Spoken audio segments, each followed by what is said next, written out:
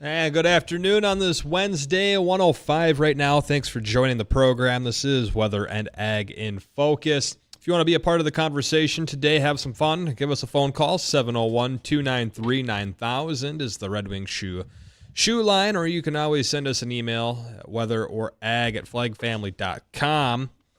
Dean, Bridgette, how are you doing today? We got a fun show. We got a recurring guest coming back today, Dr. Emily Fox of Ashley Vet Clinic will be joining us at about 1:20, and it's always interesting, and I honestly have no idea which direction the conversation will go when Ashley comes on with us, or Dr. Emily Fox comes on with us, and it's always entertaining, though. It is, and I have a list of some things that we wanted to talk about. Many of these come from viewers' questions, Mm-hmm. so I mean I can give you guys a little heads up, and that is things about colicky horses. Apparently, you don't just give them a big old pacifier like you do with that little baby. Interesting. Um, when it's time to do artificial insemination on cows, can we do that yet, or are we past that window? I've been asked that question. Trike testing bulls. What does that entail? And it doesn't mean that they're riding a three-wheeler.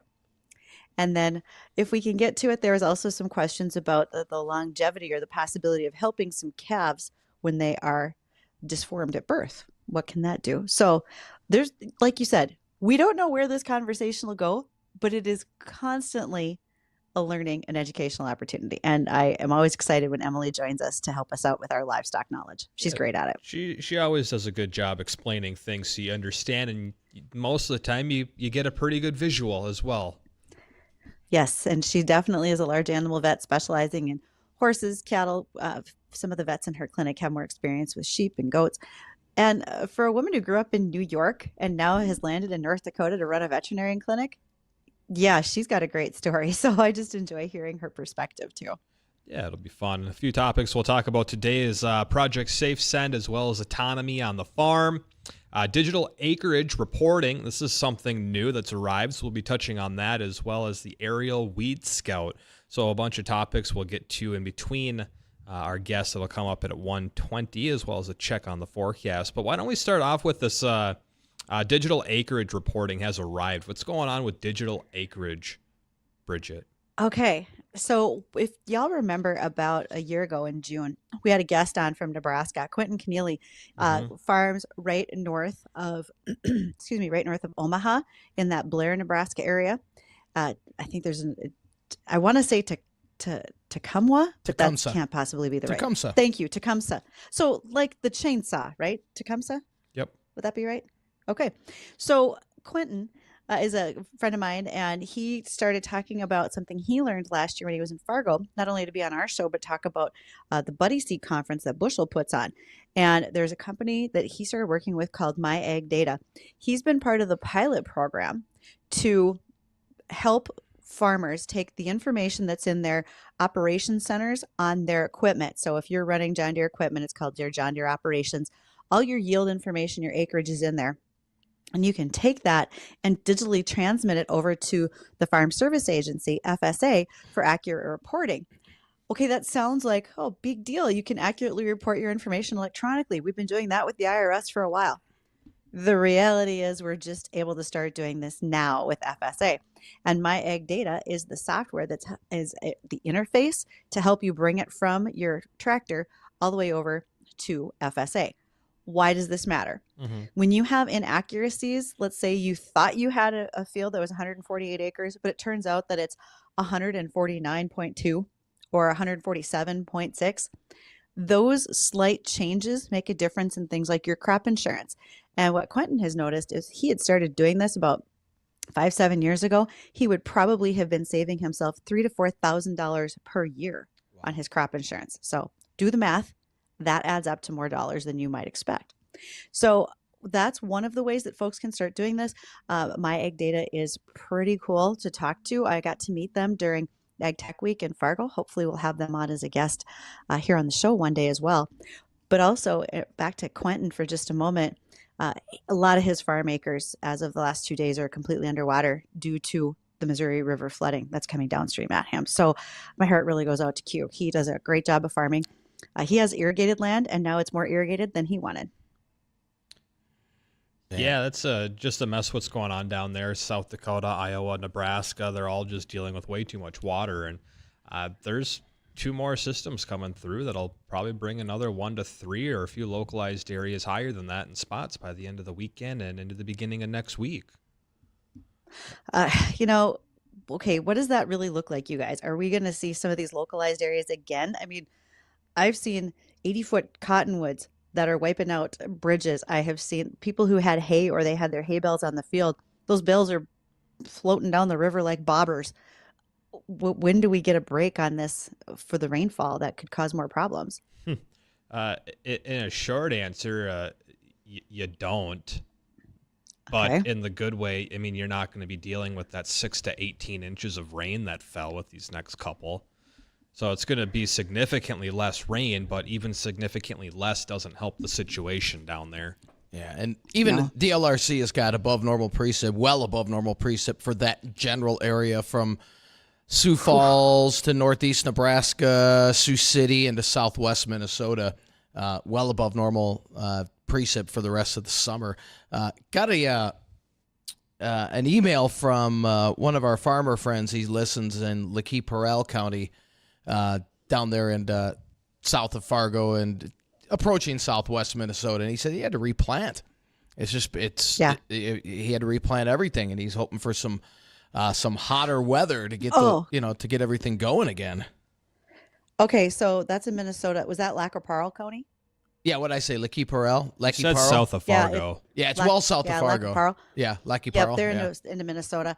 I had the same comments from some farmers this morning as well, saying that they're waiting for the waters to recede so they can plant. Even if you had fields that were not completely submerged, there's still damage to be done. A lot of drowned out spots. And then we turned the heat up on them, so that didn't really help. Now you have wet, dense soils, and it's hot. I mean, I wouldn't like it. In fact, I don't really like it, and it's no better on a corner soybean plant, really. Now, question for you on that. So, crop insurance is going to cover flooding, correct? Maybe. Not necessarily. Really? I think they're separate. Not necessarily. Oof. Yeah, there can be separate. I mean, I'm not an agent, and I know we could find one who could answer those questions for us, so I'm not afraid to ask for that phone call at 701-293-9000. But I don't think this is not a drop kick home run. Or Right. drop kick home run. I know. We know where you're going. Huh. That's a new one. Bridget's really got her sports analogies down today. But this is not a total win. And we do know that several governors have reached out for federal assistance in order to declare disasters, so that once you get that disaster declaration, that can clear the way for more aid. But currently, I don't know that all of those answers are met. You know, we had a train bridge, North Sioux City, that went down. It was not a major arterial route for trains, but they were using it as a bypass due to a recent derailment. And so that just once again hampers getting products from one place to the other. And it's not just about grain or fertilizer.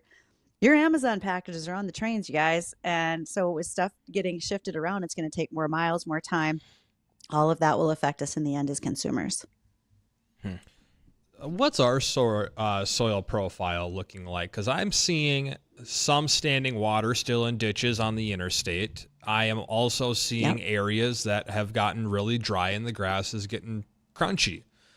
So I'm imagining our topsoil is drying out, but what's our subsoil looking like in general around the area? I'm imagining that that's still just fine. Well, I mean, where do you go, right? Like this, if I walk out into my yard or the field that's a half mile from my house, subsoil moisture is there. I don't have to dig down too terribly far to find good moisture. Could it be dry on maybe the top inch or two, especially after some heat units the last couple of days? There's potential there. I was out in the western part of the state yesterday, which was absolutely beautiful. It was wonderful weather. But my understanding is over here, we had some pretty high winds.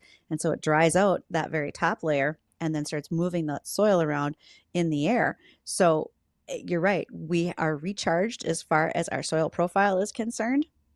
We don't really want to take any more for a little while. But by all means, we're going to start to see the top dry out just because of, it's June and going to be July soon and what our weather patterns are. So with adequate subsoil moisture around the area and the top just kind of drying out a little bit. In terms of the plants that are growing right now, how would they fare, or how would people interpret, or I guess want additional rain on top of that? Would you kind of want that top ground to keep drying out to encourage those roots to grow deeper, or would you want more rain to add on top of what we've already had? I want roots, particularly in the case of like corn, to go down. I don't want them to be lazy. I want them to continue to search for moisture, and right now they're going to have an easy time finding it, because shallow roots mean that when you have weather systems come through with high winds, those plants can tip over, or they got lazy early on and didn't have to look for moisture. And so when it gets dry, now you don't have a very substantial root system to go look for more. So right now, it would be okay if we had some dry weather for a little while. Yeah, and I don't foresee that happening for a little while. It kind of seems like it's every couple day chance for showers and storms, and that all bleeds into tomorrow, where out in western North Dakota, they'll be dealing with a threat for some wider spread severe weather that will eventually start to work its way into eastern North Dakota in a weakening phase overnight Thursday into Friday morning. But there's another system behind that next Monday, and I think that leads in pretty well to the forecast. Dean, if you want to hit that. It does. Yeah. Is that your phone? Yeah, I got What's my your phone phone on. doing in here? Well, because it annoys you. Turn it on silent. We're on a radio show. Well, I'm expecting a very important call from my bookie. Your bookie? Yeah, I've got to take it. So that's why. Oh, okay. There's a lot of money riding on line for a game tonight. Anyway, we're talking about weather, aren't we? We're not talking I about think you were sports. talking about horse betting. Well, that could be part of it too. We're looking at a lot of clouds around today. Feels more like fall than it does the end of June. But it is what it is, and we're going to be on that roller coaster ride at least for the next week with these up and down temperatures. Highs today in the low 70s if we're lucky. We're in the mid to upper 60s across the area right now. And north winds will continue to blow about 10 to 25. We'll clear things out tonight. It'll be a pleasantly cool night. Low 50s with light winds out of the southeast. Southeast winds ramp up tomorrow ahead of that next storm system that Justin was talking about that's going to affect western parts of the state early. We'll see those showers and thunder showers overspreading the area by afternoon. Highs in the mid to maybe upper 70s if we can get enough sunshine. A better chance for showers and storms tomorrow night. And then those storms exit the area on Friday, low 80s on Friday. And Saturday, man, just a breezy, cool day, kind of like today. Highs right around 70, and which means most areas will be stuck in the 60s on Saturday. And then Sunday, pick day of the weekend, upper 70s with plenty of sunshine and lighter winds. Another storm system comes our way on Monday. And then we'll start to get into a slightly drier pattern, if you will, as we head towards the 4th of July. One thing is we will warm up, it looks like, 4th of July onward. Next week, starting on Tuesday, we'll be on a gradual day-to-day warming, where by the end of next week and possibly into the 4th of July weekend, we could see a return to that real summer warmth, heat and humidity. So fingers crossed on that does pan out. That doesn't mean we shut the rain off, but less chance of any organized heavy rain events. Although, you get storms that pop up in that heat and humidity, and if you get caught under any one individual storm or two, it could dump localized heavy rain. But yeah, it's we could use to dry out. But hey, so Bridgette, gonna throw one at you, a quick one here. For the month of June so far here in Fargo, do you think we're above normal or below normal on precip? Just for the month of June, which we're almost done with. I think for the month of June, we're probably above normal at this point, and it's probably a concern to people because we've just had so much prior since about the mid-April. Am I on track? Justin? We're probably close to average. I mean, we should get about an inch of rain every single week is what our averages are. So I'd imagine we're probably pretty close. I don't have the exact number. We're a half inch below normal. I was going through that. I was going through that this morning. I was kind of surprised. I said, "Yeah, really." I thought, like Justin, I thought we'd be a little at or close to normal or above normal, but we're actually about a half inch below normal. Yeah, you get a few days of dry weather. It adds up quick. I mean, we average 0.15 inches of rain a day is what our quote-unquote averages are. When you guys talked about getting some more heat units, yesterday growers west of Minot were mentioning that they feel like their corn crop is in jeopardy because they haven't had enough warmth yet to really push that crop. And additionally, I had a conversation with a police officer in Dickinson yesterday, not for bad reasons. I just happened to know her. How fast were you going? Yep. She made mention that storm chasers from the area, or excuse me, from the region, are all coming into the Dickinson area with anticipation of some pretty heavy, severe storms tomorrow night. Gorilla hail is what they're calling for. Yeah. Yeah. Some Yeah. bozo you Yikes. throwing around gorilla hail. I think Way to go. bozo is Some a bozo. safe term. Yeah. I just want to know, what is gorilla hail? I mean, come on, dude. You're in the profession and you're going to, I don't know. It's clickbait. Is it It's hairy? stupid. It's is what total. it is. It's total. Is it stupid. hairy? I think it's hairy. I think you can tell my thoughts on this person. Yeah, right. It's a joke. All right. If that giant hailstone has a big beard, that's gorilla. That's I want to see actual gorillas falling out of the sky. That's what I would consider gorilla hail. Okay. All right. We got to catch up with the Ag Network. When we come back, Dr. Emily Fox from Ashley Vet Clinic is joining us again. 701-293-9000 is the Red Wing Shoe phone line if you want to get queued up to ask some questions. Again, 701-293-9000, or email weather or ag at flagfamily.com. Stay tuned. We'll be right back.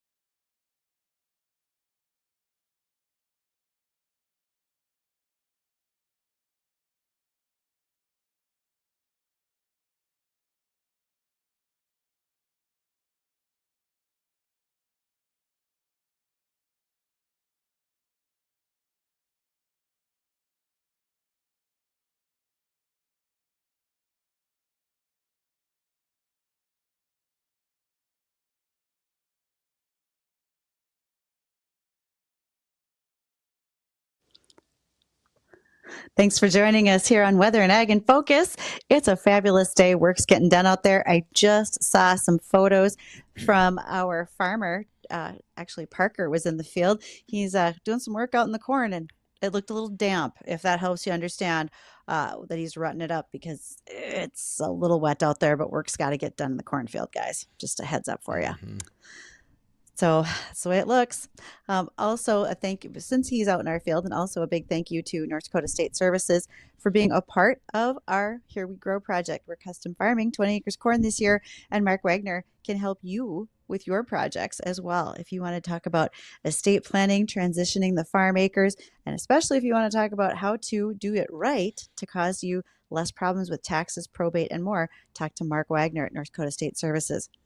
And we have a video that's about ready to come out. We're going to be doing one with Gowan Company. They're one of our sponsors. And Marcia and I got a chance to go out to the field and get our boots pretty muddy. Thank you to Red Wing Boots for making sure that we can get out there and get through the field, even on foot, just like she does for so many other farmers in the region. Okay, guys, she's here, Dr. Emily Fox. She is one of our favorite guests. And Emily, it's really good to see you today. How are things down in Ashley, North Dakota? Thanks for having me. Things are really good. Good. Okay, so I made a little list of questions I've been getting from folks. One of them was colicky horses, because it's not as easy as putting a pacifier to them like you would for a baby. So what does That doesn't colicky even mean? work. So you talked about, you actually made a good point. So Mhm. colicky, you made a good point about babies, right? Colicky babies. And as much as, yes, you're right, we can't give them a pacifier per se. Colicky babies can kind of be like colicky horses in the way that generally colic is generalized abdominal pain. And so if you've got a horse that's acting colicky, all it really means is his stomach is painful. But there's quite a few reasons why a horse's stomach might be painful. So, it could be what we call a gas colic, where there's a big gas bubble that's distending the abdomen and causing pain. It could be, a colic from an overload of worms. It could be an impaction colic, where there's actually something is lodged in the intestine, usually just dried feces. Or the colic can be something more serious, like a torsion, which is when the intestines have twisted and they've cut off blood flow. It could also be something like a strangulating lipoma colic, where actually a piece of fat from inside the animal has wrapped around the intestines. And the hard thing about that is it's really hard to know. That's where your veterinarian has to come in. So colicky horses, people talk about walking them. Walking them can be super helpful, particularly for a gas colic, or if the horse is trying to throw themselves on the ground because they're so painful, just to keep them from self-harm. But generally, if you have a colicky horse, most people will either call the vet right away, or some people, if they have a horse that's colicked repeatedly and they're used to it, will give a little bit of Banamine, which is an anti-inflammatory, and give them a little bit of time, walk them, and then if it doesn't resolve on its own, then they'll call somebody. And the intervention depends greatly on what the cause of the colic is. If it's something like a gas colic, sometimes medical management can be enough, IV fluids, something like that, maybe even something we could treat on the farm. If it's something like a strangulating lipoma, or if there's some sort of intestinal torsion, the only hope for those animals is to go to surgery. So it's really important to make sure you know what you're dealing with fairly early in the process while there's still time to make those decisions. And if you were to go to surgery, most of us, I think Castleton might do them. Otherwise, I think you would be looking at maybe going to the Twin Cities. How do you even determine what type of colic that it is in the first place? I mean, you just listed off a handful of those, from anywhere from gas to intestines that have basically tied themselves in knots. How do you tell? Sure. So there's a couple diagnostics you can do. Some people do some blood work or an abdominal tap to see if there's free fluid in the abdomen. Those can be helpful. I find a rectal exam to be the most helpful. If you have some experience palpating rectally, you can feel that things are not where they should be, things are displaced. The other thing you can do is you can pass a tube nasally and see if you get a lot of regurgitated and refluxed fluid to see what's going on with the colic, or you can assess response to treatment. Colic is generally considered a lot more severe if you try to give some light sedation and some pain medication and the horse doesn't respond. Then that would be a much more severe colic, and that might lead you in one direction. A rectal can be super helpful. And this is one of those reasons why it's really important, even if a horse is just a pet or just a broodmare or a young horse, it's really, really important. I can't help you and your horse unless I can touch your horse, and unless you can lead your horse around, and unless we might be able to get a needle in your horse to sedate it, or we might be able to rectal it. So this is where making sure your horse is a good citizen and exposed to those things prior to an emergency is super, super valuable. And Emily, is there anything in particular that would cause colic in horses? I'm sure each case is different, but is there anything in particular? Sure. So colics can be secondary to a lot of things. One thing would be like a grain overload if they're getting into too much feed. You can also see colics from worms, from horses that haven't been dewormed regularly. You can see colic secondary to stress, changes in environment, ulcers. There's a lot of different reasons, but there are colics that just seem to be, there's not really a defined reason for the colic. And then there's also some predispositions. So I saw a strangulating lipoma colic when I was in school, for example, and it was because it was in an Arabian, and they do tend to form more intra-abdominal fat. So they're kind of known for having these, what they call pedunculated lipomas, which is a piece of fat on kind of a string of connective tissue that can be around in their abdomen, and they are a little more likely to form them. And that in turn acts kind of like a baseball in a stocking, and it kind of wings and wraps around the intestine, and that actually had cut off the blood supply to this horse's intestine. That horse unfortunately had to be euthanized. They tried to take it to surgery, and it didn't look like the intestines were fixable. Wow. Okay, first of all, I love your description because that made sense. A baseball in a sock that swung around. Okay, so we're going to have more descriptions like that. And for those of you who are horse owners and you have questions, don't be shy. You can go ahead and give us a call at 701-293-9000. We want to make sure to get those answered. We are visiting today with Dr. Emily Fox of the Ashley Veterinary Clinic. We will be right back after bottom of the hour news so we can continue to answer the questions you've been sending in, and we're happy to do so. Stay with us.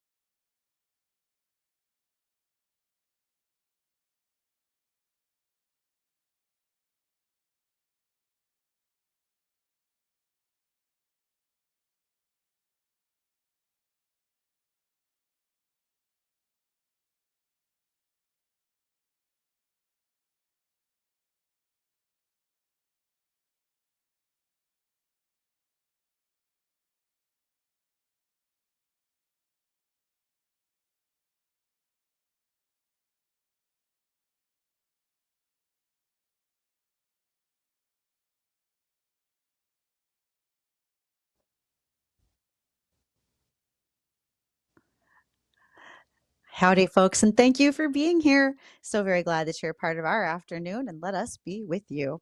Well, we have with us today Dr. Emily Fox. She is from the Ashley, North Dakota Veterinarian Clinic, and she is always so good at answering questions for us, including the ones that you send in. And I did have one that came from a listener who read a recent story about trike testing mature bulls. And the question was, exactly what is trike? What are you testing for? And should you? So is there a way you can kind of speak to that a little bit for us, Emily? Sure. So trick would be Trichomonas fetus, and that is the common name of the disease would be trichomoniasis. Probably saying that wrong. Um, but trick, as we call it in the industry, is Okay. a little tiny single cellular flagellate. It's got like a couple little hairs on it. It's quite unattractive. It kind of looks like Giardia, which is another little kind of single-celled protozoan type creature. And it's essentially a sexually transmitted disease of bovines. There are other animals that have different tricks as well, but this one's usually specific to cattle. And what happens is the bulls carry it in their kind of preputial area and around their penis and in the crypts that surround where their penis sucks back up into their body in that skin. It likes a moist environment. That's a terrible use of the word moist. So it likes a moist environment. And then it That's fair. also can live in the cow's vaginal area. It can live in her vaginal vault. And so what happens with this little guy is that it reproduces and essentially it'll either kind of hang out in a cow, she can become an asymptomatic carrier, or it'll hang out in a bull. Cows are more likely to clear the infection than bulls. But essentially, if they're infected at the right time and their body's responding, a lot of the time they'll have early embryonic loss. So it causes a lot of abortion in cattle, which is, disappointing and also is a huge economic burden. The state of North Dakota does Mhm. a very, very good job protecting us from trick, probably better than most other states in the nation. But every state has its own trick laws. So, for example, when I send bulls after a big bull sale, when I send bulls to a whole bunch of different states, they all have different rules about, do we have to test the bulls for trick, and how old we need to test them for. Because the reality is, a bull that's 18 months old is much more likely to have a bull that's have trick than a bull that's 6 months old, right? Because a bull that's 6 months old probably hasn't bred any cows. And the cows can be a replicative host. So they can get it from a cow, they pass it back to the bull, they kind of pass it both ways. And so essentially, by keeping the spread of infected bulls low, we can keep it out. I actually have never had a positive trick test in practice, and I do quite a bit of trick testing. And some of that is because I do a lot of work in North Dakota where we have very, very strong trick laws. You're actually, not only are you not allowed to bring bulls under a certain age into North Dakota without a trick test, and non-virgin bulls, so non-virgin bulls need to be tested. But in addition to that, we also have a rule against bringing open cows to North Dakota for non-feeding purposes. So I work at the Harriet, South Dakota sales barn. If there's a bunch of cows that, a South Dakota seller is selling, I want to buy them because I live in North Dakota, let's say, and they're open, but I'm going to rebreed them. I cannot buy those open cows without calf at side and bring them back to North Dakota and rebreed them. That is actually illegal. And that's to protect us from trick. And as much as it is a cumbersome burden, it is very helpful. And I really do applaud the state for taking such a strong stance on seed stack and on this disease. The crummy thing about it is it's a very insidious disease. And what I mean by that is it kind of lurks in the background. So there are people who have trick who don't know they have it. It's not one of these diseases where it's going to come through and kill half your herd so you know you have it. I mean, it's good that it doesn't kill half your herd, but instead you're just going to have too many open or late cows. A lot of the time, if you don't preg check early on, these cows will breed. They'll just be really late. So you'll have a whole bunch bred up at the front, right, when you turn the bull out. And then you'll have kind of like a gap of a couple months, and then boom, you've got a whole bunch bred again. That's could very well be trick. If you have something like that, it's worth talking to your vet about trick testing. Trick testing is not super hard. We go and we take a long straw. It's kind of intimidating looking, and a syringe. And we take a little bit we actually go kind of up next to the penis and kind of rub it back and forth and aspirate with the syringe. And you take a small sample of cells and we put them in saline and we send them to the lab, and they identify whether or not there's trick in the sample. And that has to be done for movement to certain states, but you also can do it privately. There are people who've done it just as part of a rule out. I've had a couple kind of investigations I've done where I've tried to look for the cause of a large scale infertility in a herd. And it's certainly something you want to rule out. It's a lot easier to test the bulls than the cows. Cows can be tested, but it's a lot trickier to retrieve the sample appropriately. And so generally it's recommended to start with your bulls. Oh, wow. Okay, you touched on something there that I'm not sure that where everyone is aware of, and I kind of forgot about it because I just sort of knew. You can't just load up and haul cattle across state lines. There's paperwork that goes with, Oh no. particularly when you're talking about registered bulls, right? So what does that look like?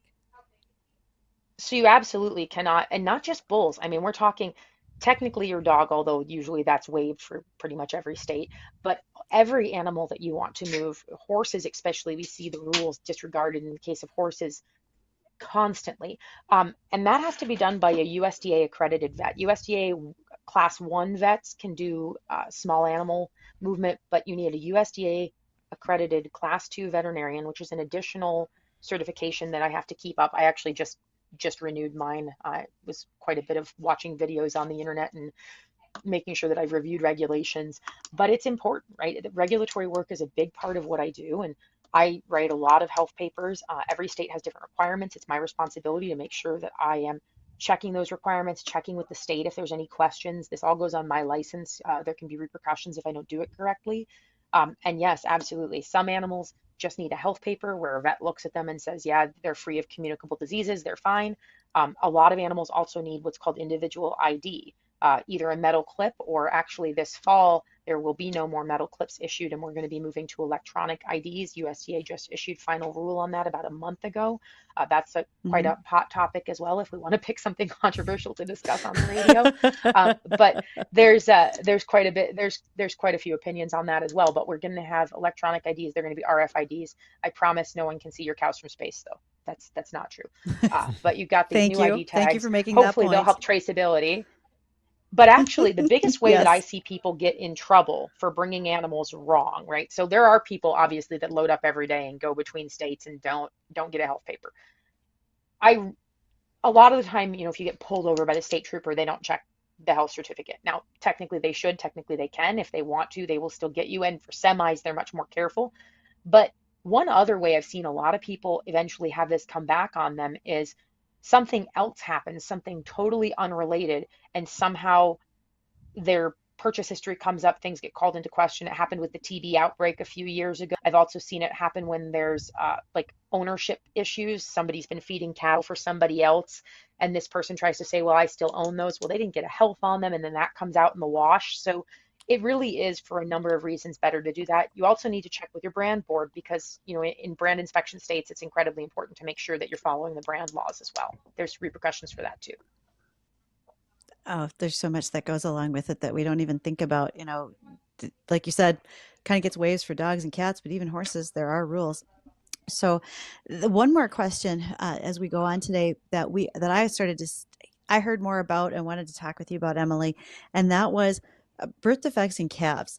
It happens. It's not always very often. In fact, my sister and her husband on their ranch, they had a calf that literally was born, and if I'm not mistaken, there was an opening at the tail head, so almost like a spina bifida in a human, that the opening was on the end of the spinal cord. And this calf was born without a rectum. You can't surgically fix an animal in that situation, correct? And is then that cow going to be one that will always have a calf with a birth defect? So, two things you've touched on. First of all, birth defects overall. Generally, if a cow has a birth defective calf, it's not going to happen again. It kind of depends. There's a few defects that can be heritable, but they're fairly rare. Most of the time, the breed associations have been very good at removing them. The vast majority of defects that we see, particularly like the one that you're describing, are fairly random, kind of like random chance in humans. I mean, occasionally you see people with an extra, the same way you'll see calves with an extra digit. There are in other parts of the country some plants that are called, they belong to a class called teratogens, which we can talk about all sorts of teratogens, right? DES, diacylsulbuterol, which they gave women for morning sickness in the 60s, was also teratogenic. That's why there are people that have a variety of birth defects secondary to that. So a teratogen is a chemical, whether naturally occurring or synthetic, that would cause birth defects. We don't see much teratogenic activity with naturally occurring plants in this area. Unfortunately, as a society, we've gotten a lot better about just not exposing people to those kind of chemicals as we've learned more about them. So most of the birth defects that I see, I believe to be random. I certainly don't see a correlation in any of the herds that I see where I see it one year and I see it the next year, with a few very small exceptions. There are things like schistosomus reflexus where the inside of the calf is kind of on the outside. I had somebody bring me an 8-legged calf that the cow had actually somehow given birth to once. We see a lot of different defects, but they're fairly rare. A lot of these things happen during very, very early development, like under 30 days developed. And some of them are incompatible with life. So I think they probably are more common than we think they are, because a lot of these things don't make it very far actually, and they end up getting resorbed or they get dropped out when they're this big and no one finds them. So we have to think about that too. I did have our younger associate here, her first solo C-section ended up being conjoined twins. That's not something that I've had happen, so I felt kind of bad. So it can happen, right? Like or I said a couple years ago, I said I'd never had a schistosomus reflexus come in, and I said that to a student, and a week later I had 2 in the same week. So it's kind of random when it happens. I'm not allowed to speak anymore because sometimes things I feel like every time I say something bad has never happened to me, the next week it happens. So I'm going to stop saying that. I shouldn't have said the thing about conjoined twins because I'm on call tonight. But no, so those things can happen. We are prepared for them. There are quite a few other things. You get the high drops, the large heads. But you did ask another interesting question. You were asking about, what was the other part of your question? About the calf, if it can be surgically helped. Oh, yes. So that's called atresia ani, when there's no butthole, so to speak. We call those no butthole calves. It's a very nice term, right? But an atresia ani would be the technical term. And we have had a few we could fix. Not that one. That one also, if they have malformed hips and other things wrong, but occasionally you just get a calf with absolutely no butthole. If you get one where you can poke at it and it feels like you can feel the butthole behind the skin, and for some reason it just has skin over it, we have had some luck reconnecting those. Dr. Andy, my other half, he is much more well versed in those. I think he sees them as kind of an interesting challenge, and he's saved a few that were even a little further in. But if you can't kind of discern where it's going to be, we have opened some of these calves up and sedated them and attempted to do surgery. Generally, there's a blind-ended intestine that doesn't lead to anything. Usually, if there's nothing coming out of the rectum that I can really attach, that's very hard to make anything that's going to work.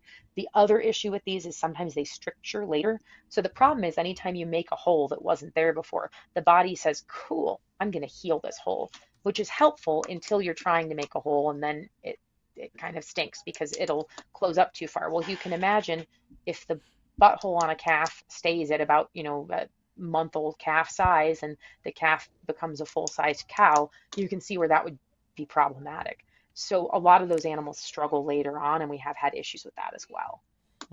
Wow. Emily, those things. Go ahead, Bridgette. Go ahead, Justin. I was going to say, those are things that most of us don't think about on a daily basis.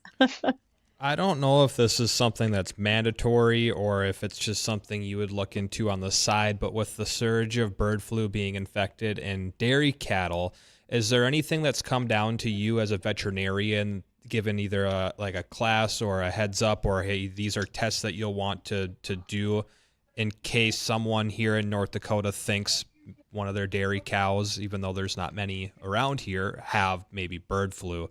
Has anything been sent down to you in regards to that?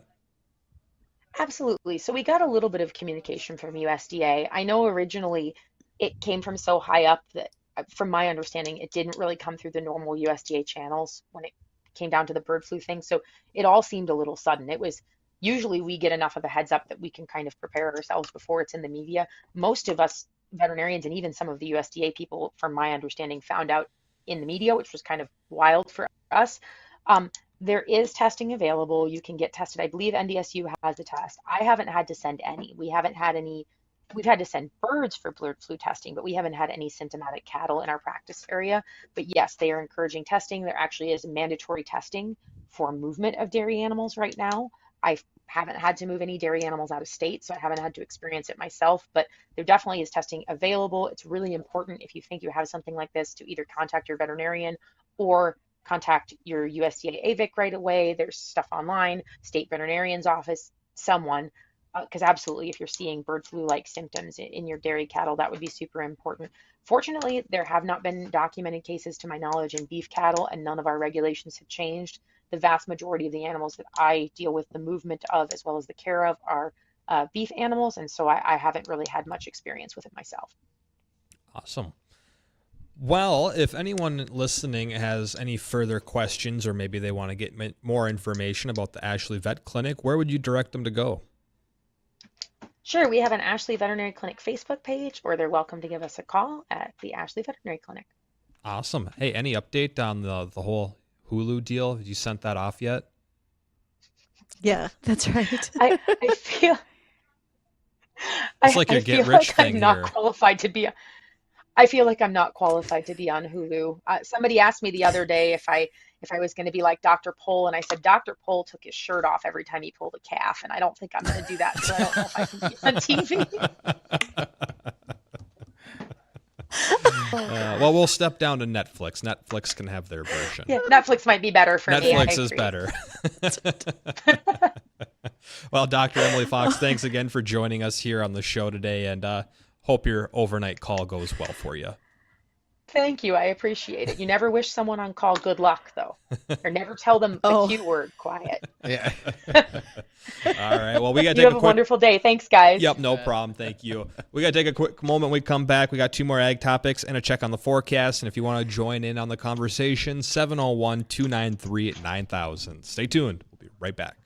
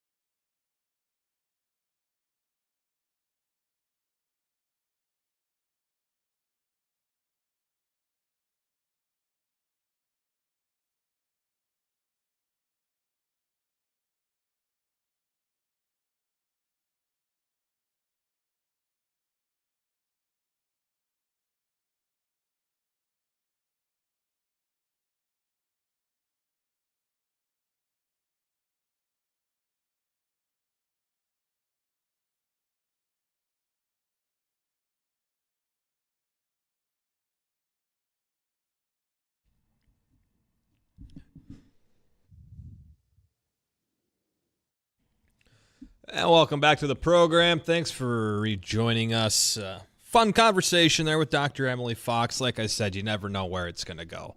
And that's not where I thought it was going to go, but it was very interesting nonetheless. Every time it's something the listeners send in questions, and we are excited to see where it goes after that. Worth our time. Indeed. Well, why don't we continue on the ag conversation here, and let's talk about Project Safe Send. What are we sending, and why do we need to send it safely, Bridgette? Project Safe Send is going to be coming up here in the month of July. And in fact, you guys, we're going to be joined by Ag Commissioner Doug Goring here next week to talk specifically about Project Safe Send. Safe Send is been put on by the North Dakota Department of Ag since 1992. This is a way for farmers, homeowners, ranchers, commercial applicators, and others who deal in the pesticide realm to be able to properly and safely and free disposal of those unused pesticides. So, for instance, you used to run a lawn care operation. You no longer do, and you have some partial containers left.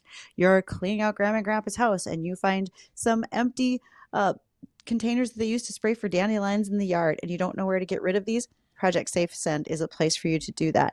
There will be transportation sites for the Department of Transportation in North Dakota around the state that will be open on specific days. For instance, if you're close to Valley City, Tuesday, July 9th would be that day. Wednesday, July 10th will be in Bismarck, and so on.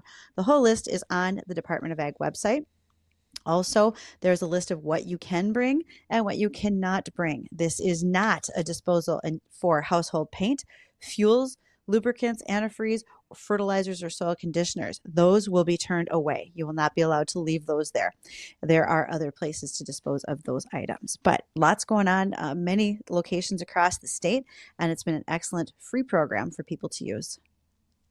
Very cool. I'll be looking forward to that conversation. That's also usually a good guest that we have on. But where do we start? Where do we start in the terms of autonomy on the farm? Well, there's a couple of things. Because there's a lot of different ways that it's going and getting adopted. Well, there's quite a few. One of them, maybe you're just trying to figure out where it fits for you if you have cattle. One of the ways that it could is there's actually an autonomous feed truck that could run down your feedlot aisles and be able to drop feed into the bunks. That would save you from having another person out there driving that piece of equipment. It also has great sensing, so it knows when there's nothing in front of it that could cause problems, whether it be a human or any particular livestock. But if it comes into contact with like a snowstorm or a windstorm that's blowing up dust or straw, it'll stop. And then it waits for a human to come over and assess the situation and determine if it can move forward or not. Kind of like your truck trying to back up through the grass from our field last week, where it just got stuck because the grass was too tall and it thought it was another vehicle.